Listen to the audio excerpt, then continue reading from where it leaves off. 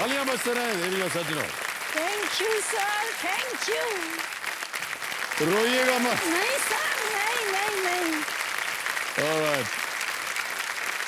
Sir, मेरे लिए रोने का नहीं, आज बहुत खुशी का दिन है सर। जी जी ऋचा जी, बहुत बहुत बधाई आपको। थैंक यू सर, बहुत सुंदर थैंक लग यू। रही है आपने। आपने तो एकदम अपना राजस्थानी ड्रेस जो है वो पहना जी हुआ है। सर, जी। और बहुत कम लोग हैं जो अपना ड्रेस जो है जहाँ से आते हैं वो हाँ पहन सर। कर आते हैं।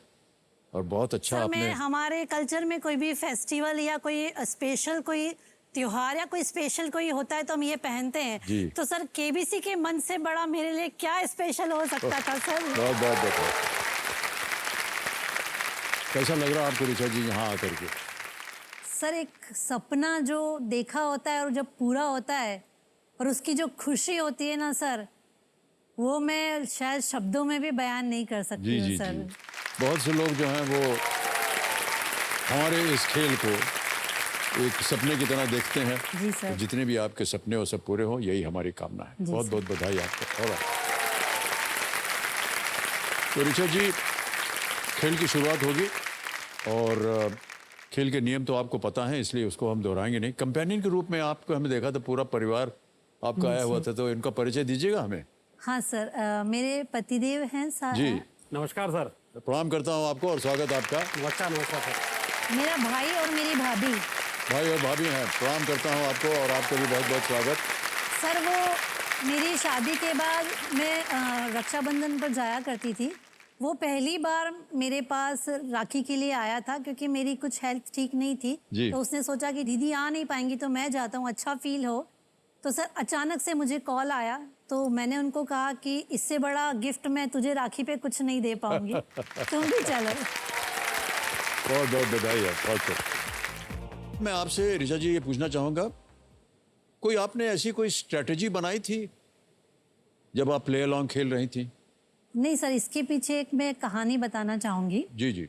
सर, मुझे 2018 में एक बार मौका मिला था ऑडिशन के लिए। जी तो सर, मेरा ऑडिशन आया था दिल्ली में।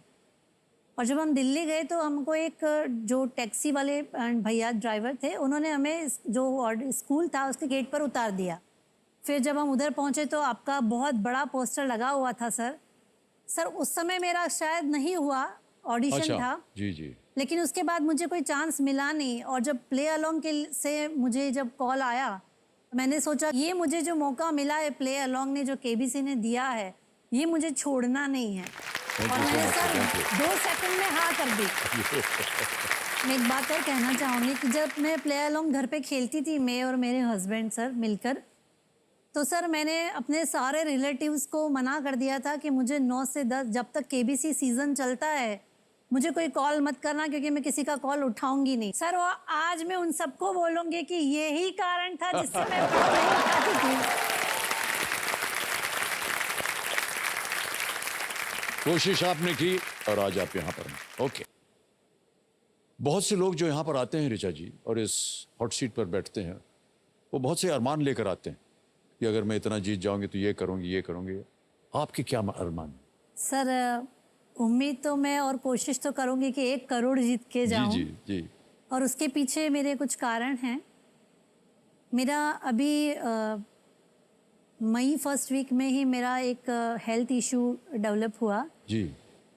सडनली अचानक से मुझे एक दिन चक्कर आया, मैं 2-3 दिन ऑब्जर्वेशन में रही। फिर मुझे पता लगा कि मेरी 80% किडनीज, दोनों किडनीज डैमेज हो गई हैं। ओह। ट्रांसप्लांट या डायलिसिस, 2 ही मेरे पास ऑप्शन हैं। तो सर, उसके लिए भी मुझे अमाउंट की ज़रूरत है। जी हाँ। जी जी। मेरा बेटा 12th में है और वो हायर स्टडीज़ एक प्रीमियम इंस्टीट्यूट से करना चाहता है। तो सर, उसके लिए भी मैं चाहूँगी कि मैं उस धनराशि को रखूँ। जी जी। और सर, मैं हमेशा एक छोटी जगहों में रही हूँ। तो सर, जब छोटी जगहों में रहते हैं तो बड़े शहर आपको बहुत फैसिनेट करते हैं, बहुत आकर्षित करते हैं। तो एक सोच बन गई थी कि मेरा भी एक घर हो, मैं भी बड़े शहर में सेटल हूँ। तो सर, केबीसी मंच से यदि मैं जो भी धनराशि जीतती हूँ तो मैं इन चीज़ों के लिए अपने आप में उसे रखूँगी। सबसे पहले तो ऋचा जी हम चाहेंगे कि आप यहाँ से इतनी धनराशि ले करके जाएं कि आपका इलाज हो सके संपूर्ण तरीके से, उससे बड़ी चीज़ कोई होती नहीं है। नहीं, लेकिन हम उम्मीद करते हैं और ईश्वर से प्रार्थना करते हैं कि आप यहाँ से ढेर सारी धनराशि लेकर के जाएं और आप जल्दी से जल्दी स्वस्थ हो जाएं। सर एक बात बोलूंगी मैं, जी चाहे मेरी किडनियां कमजोर हो गई हों, जी। दिल कमजोर नहीं और मजबूत हुआ है। क्या है बात, क्या बात। इन्हीं इरादों के साथ जो है जी सर। मुझे विश्वास है कि आप जल्द ही स्वस्थ हो जाएंगे। सर वही दिल मजबूत है आपका, जी विल पावर होना चाहिए। विल पावर से बहुत सी जो मुश्किलें हैं वो पार हो जाती हैं, है कि नहीं? जी सर, और- बिल्कुल सर। सबसे बड़ी इंस्पिरेशन तो सर आप हैं अरे मेरे नहीं, लिए। ऐसे क्या? सर आपने भी बहुत स्वास्थ्य की तकलीफें देखी है पहले, जैसा हमने पढ़ा है। तो सर मैं यही सोचती हूँ कि सर जब आज इतने पॉजिटिव होके रहते हैं तो सर वो पॉजिटिविटी मुझ में आई है सर। मेरी जितनी पॉजिटिविटी है वो आपको मिल जाए, आप स्वस्थ हो जाएं, यही हमारी कामना है। ऑलराइट, ऋचा जी आगे चलते हैं। जी सर। 11वां प्रश्न, 6,40,000 रुपए आपके स्क्रीन के ऊपर ये रहा।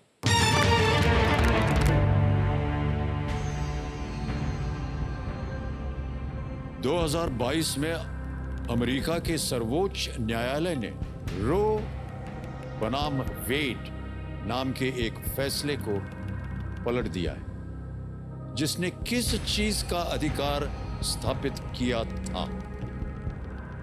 In the year 2022, the United States Supreme Court overturned a ruling named Roe versus Wade, which had established a right to what? Option suniye. A. Carry guns. B. Transgender rights. C. Free speech. D. Abortion. बंदूक रखना, विपरीत लिंगी अधिकार, बोलने की स्वतंत्रता या गर्भपात? Sir कैरीगन्स का तो है अभी और फ्री स्पीच का भी है। सर ऑप्शन डी एबॉर्शन को लॉक किया जाए। श्योर है?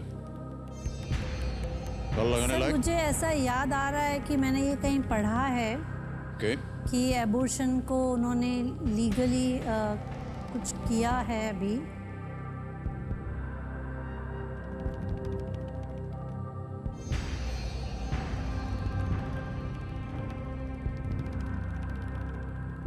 सर लिस्ट रिस्क पे हूँ इसलिए मैं ऑप्शन डी लॉक Alright. करना चाहूंगी। ऑप्शन डी लॉक करना चाह रहे हैं ऋचा जी, इस पे ताला लगा जाए please. Lock D, abortion.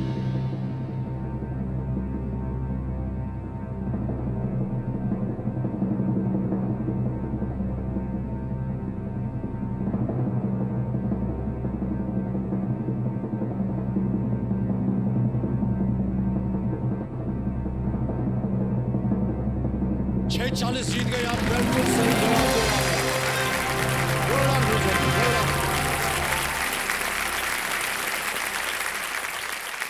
Row versus Wade एक 1973 कोर्ट केस है जिसके जरिए कोर्ट ने स्थापित किया था कि अबॉर्शन एक कॉन्स्टिट्यूशनल राइट है, उनके संविधान में है। ये रोचक तथ्य ये है कि इस केस में जिस महिला का नाम शामिल है वो बाद में एक एंटी अबॉर्शन एक्टिविस्ट बन गई। अजीब सी बात है, लेकिन 1973 के कोर्ट केस में गर्भपात पर ये कॉन्स्टिट्यूशनल राइट बताया गया इसको और ये साबित हुआ।